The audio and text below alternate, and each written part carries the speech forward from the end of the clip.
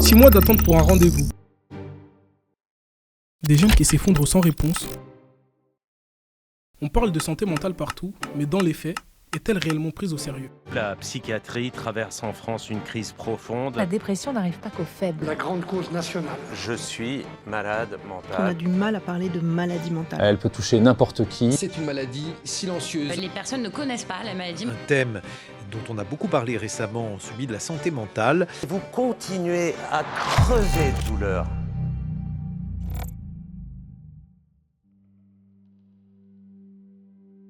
Elle a 23 ans. Elle s'appelle Soriane. Diagnostiquée d'une dépression sévère, elle a longtemps cherché de l'aide sans réponse. Il y a eu du harcèlement scolaire que j'ai vécu très jeune jusqu'au lycée où ça s'est empiré. Et c'est, je pense, un des déclics que j'ai eus qui m'ont fait réfléchir sur moi comment je processe les choses et comment je vais déconstruire aussi tout ce que j'ai vécu plus jeune et tout ce que j'ai continué à vivre à l'âge adulte. Pour Soriane, la santé mentale reste une cause oubliée. On est des jeunes et je ne sais pas si je peux dire le mot boomer, mais il y a des boomers. Et ces gens-là, les plus vieux du coup, ne sont pas forcément éduqués ou sont dans un déni sur la santé mentale, sur ce que ça peut représenter.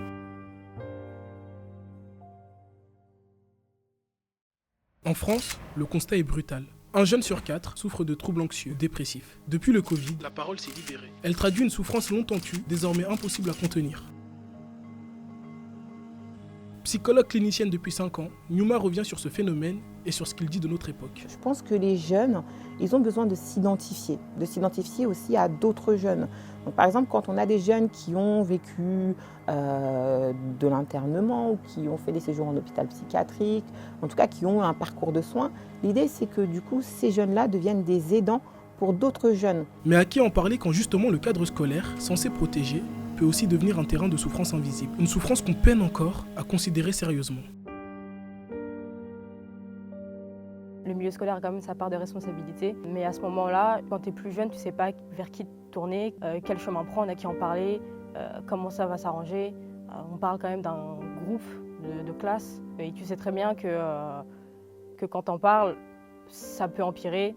Les micro-agressions, c'est très facile d'en faire, c'est pas facile à prouver. Selon la jeune femme, le problème résulte aussi dans la mise en avant de la psychologue scolaire. Pour moi, la psy au lycée, je trouve ça forcément utile dans l'idée. Dans le milieu scolaire, en tout cas, c'est pas une profession qu'on met en avant. La plupart des jeunes ne savent même pas à quoi elle sert. Ils ne savent pas pour quelles raisons ils peuvent aller la voir, quelles mesures elle peut prendre. Il y a aussi un manque de confiance, je pense, déjà dans la globalité sur les institutions scolaires. En France, un psychologue scolaire peut avoir à suivre jusqu'à 1500 élèves. Tom a 21 ans. Étudiant en BUT carrière sociale, il a erré des années avant d'être diagnostiqué d'un trouble de la personnalité borderline.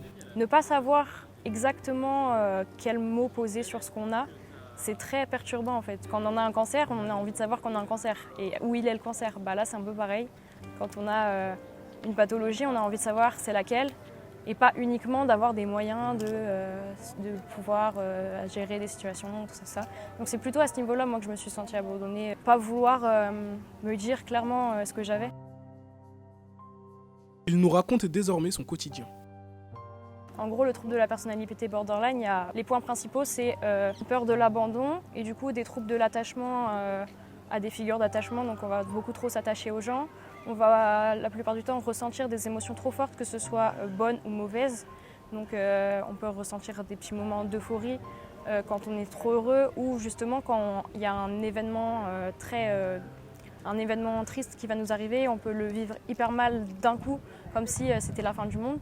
Si Tom a pu être diagnostiqué, cette chance reste rare. À Paris, les délais sont tels que l'accès à l'aide devient presque impossible. Notre rédaction a contacté tous les CMP d'Île-de-France. Le constat est effarant. Bonjour. Oui, bonjour. Je vous avoue qu'avec dernièrement, je me sens un peu en détresse psychologique et j'aurais aimé savoir combien de temps je peux avoir un rendez-vous pour un suivi psychologique. Avant décembre, 3 mois je pense. En fait 4 mois. Ça prend environ 1 an et demi mutuellement, on ne prend pas de nouvelles personnes en sous. C'est un très sous-effectif. Sur l'ensemble des CMP contactés, aucun n'a pu nous proposer un rendez-vous en moins d'1 mois. Un délai bien trop long pour des personnes en détresse psychologique.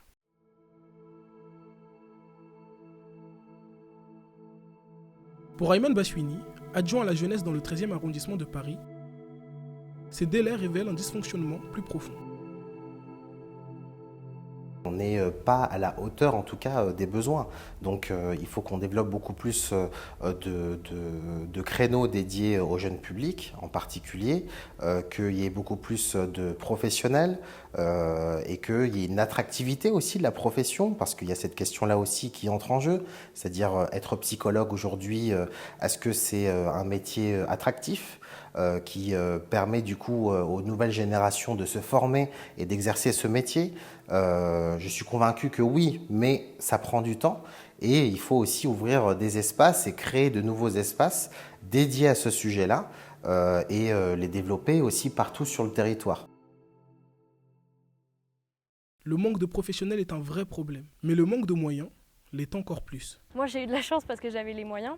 Mais quand t'as pas les moyens, trouver un psychologue c'est compliqué, trouver un psychiatre c'est compliqué parce que c'est cher, parce que quand tu veux ne pas payer parce que t'as pas les moyens, faut attendre ou faut avoir un seul psy et comme j'ai dit tout à l'heure, le psy il faut qu'il te corresponde. Donc si le psy qu'on te donne il te correspond pas, ça servira à rien tout ça.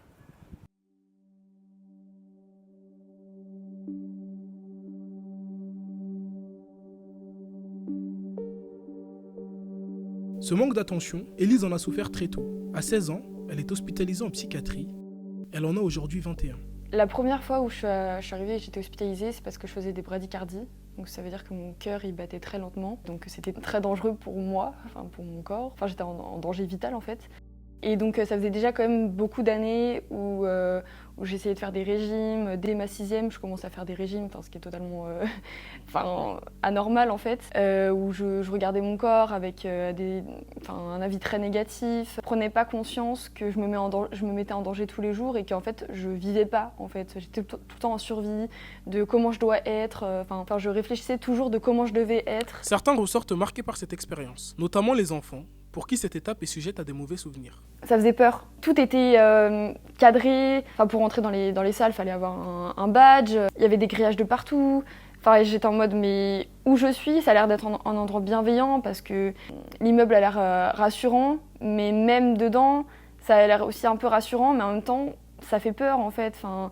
Tout me faisait peur. Les gens aussi, surtout cette personne qui m'a agressée plusieurs fois, me faisait peur. Je faisais tout pour soit faire de l'hyperactivité physique, pour perdre encore plus de poids. Donc, et même là-dedans, on m'a pas forcément bien aidée. Et donc c'est pour ça que je suis repartie directement à l'hôpital en fait. Newman nous révèle ce que ces parcours révèlent du système psy. L'hospitalisation, elle arrive au moment aigu, au moment où il y a un pic de la souffrance. Et donc si en amont, on travaille sur la prévention et sur tous ces dispositifs qui existent déjà, notamment le CMP, etc., ça fait qu'on peut voir ces signes avant-coureurs avant qu'ils arrivent à ce pic aigu-là. Et donc, si on travaille sur la prévention, forcément, il y aura moins d'hospitalisation. Aujourd'hui, les chiffres le montrent, les hospitalisations, elles ont bondi de plus de 246%. Les tentatives de suicide, alors il n'y a pas plus de décès par suicide, mais il y a plus de tentatives de suicide. Donc les jeunes tentent plus à leur vie qu'avant. En France, la santé mentale représente 14% des dépenses de l'assurance maladie. Pourtant, dans le budget 2025, à peine 600 millions d'euros y sont alloués, soit 0,23% du budget total de la santé. Une fraction dérisoire pour ce qui a été déclaré grande cause nationale. Alors, la santé mentale est-elle réellement prise au sérieux par l'État ? Nous avons joint Hélène Bidard, adjointe à la maire de Paris en charge de la jeunesse. Pour elle, l'action de l'État est inexistante. Et ça, c'est des impensés qui durent depuis des années. On a toujours considéré que finalement, la question de la santé mentale des jeunes n'était pas une priorité. Mais en réalité, le chiffre des tentatives de suicide a beaucoup augmenté. Et aujourd'hui, on a vraiment besoin que l'État dise grande cause nationale, ok, mais il faut débloquer des milliards d'euros et former des psychiatres et particulièrement des pédopsychiatres et des psys en charge de qui sont formés à la prise en charge du psychotrauma. Contactée à de nombreuses reprises, la Direction générale de la santé nous a adressé un long courrier dans lequel ils affirment que la santé mentale des jeunes est aujourd'hui une priorité majeure du ministère de la Santé. J'aimerais dire beaucoup de choses aux décideurs politiques. Ça fait des années déjà qu'au niveau du handicap, on dit que les choses ne sont pas adaptées, mais là ils commencent à adapter pour les personnes à mobilité réduite. Mais après il va falloir s'attaquer du coup au handicap invisible ou au handicap mental qui eux sont adaptables aussi, mais pas par des infrastructures. Enfin, j'ai envie de leur dire, ça sert à rien que vous mettiez des milliers d'argent dans des trucs que vous suivez pas, mettre en place des projets et être derrière les projets. Il n'y a pas eu de mesures. C'est très important comme sujet parce que un peuple heureux, je pense que c'est aussi des politiciens heureux. Un peuple qui va bien, c'est un peuple beaucoup plus productif, qui a envie de se lever le matin, qui a envie d'aller au travail. C'est aussi la santé mentale qui te permet aussi de survivre à tout ce qu'on peut vivre en France aujourd'hui. S'il vous plaît, prenez au sérieux la santé mentale. Si vous ne faites pas d'action, ça veut dire que même vous-même, vous n'êtes pas conscient de la santé mentale, ce qu'elle peut apporter. Si on est psychologue, ça veut dire que nous-mêmes, on a fait un travail sur nous. Si on est sexologue, ça veut dire que nous-mêmes, on a fait un travail sur nous. Ça part de quelque chose. Si un député, il travaille par rapport aux jeunes, ça veut dire que lui-même, il a pris conscience de cette situation. Et s'il veut aller jusqu'au bout, ça veut dire que lui-même aussi, il a pris conscience que chez les jeunes, il y avait un problème. Donc, comprenez les actes que vous faites, en fait, à l'intérieur de vous, parce qu'ils ont un impact, en fait, à l'extérieur. La parole se libère, mais les réponses tardent. En face, un système lent, débordé, parfois absent. Pendant ce temps, des jeunes attendent. Soriane, Tom et Élise, eux sont bien vivants. Mais combien d'autres n'auront pas la force d'attendre ?